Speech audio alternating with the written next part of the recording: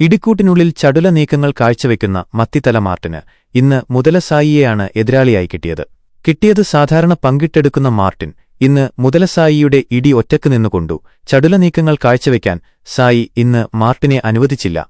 പക്ഷേ ഗ്യാപ്പിന്റെ ഇടക്ക് കൈയിട്ട് മത്തിത്തല വാരുന്ന മാർട്ടിന് ചടുല നീക്കം കാഴ്ചവെക്കാൻ ഒരു തരി നേരം മുതലസായി അറിയാതെ കൊടുത്തു. ചടുല നീക്കം കാഴ്ചവെച്ച ശേഷം മാർട്ടിൻ വീണ്ടും രണ്ടിടി കൂടി കൊണ്ടു. അത് പോരാ എന്ന് പറഞ്ഞ് വീണ്ടും മാർട്ടിൻ ചടുല നീക്കം കാഴ്ചവെച്ചു. ഇത് കണ്ട് അണ്ണാക്ക് പൊളിച്ചുകൊണ്ട് മുതലസായി മാർട്ടിന്റെ നെഞ്ചിലെ രോമം കടിച്ചുപറിച്ചു.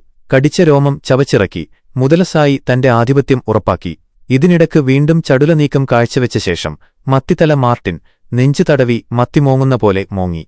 സെന്റിമെന്റൽ മൂവ് കാണിച്ച മാർട്ടിനെ സായി നിലത്തിട്ട് ചവിട്ടിയ വേദനയിൽ പിടഞ്ഞ മാർട്ടിനെ മുതലസായി ഈ ടീക്കൂട്ടിൽ നിന്നും എടുത്തെറിഞ്ഞപ്പോൾ അടിച്ചു വീണ മാർട്ടിന്റെ തലക്കു ചുറ്റും മത്തിത്തലകൾ ചുവടുവെച്ചു. ഇതാണ് മാർട്ടിനും സായിയും തമ്മിൽ ശത്രുത വരാൻ കാരണം.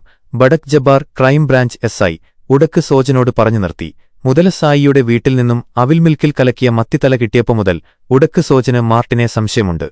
മുതലസായി കൊല്ലപ്പെട്ട കാര്യം കോൺഫിഡൻഷ്യലാണ്, തൽക്കാലം വെളിപ്പെടുത്താനാവില്ല. ഉടക്ക് സോജൻ മീഡിയക്കാരോട് പറഞ്ഞു.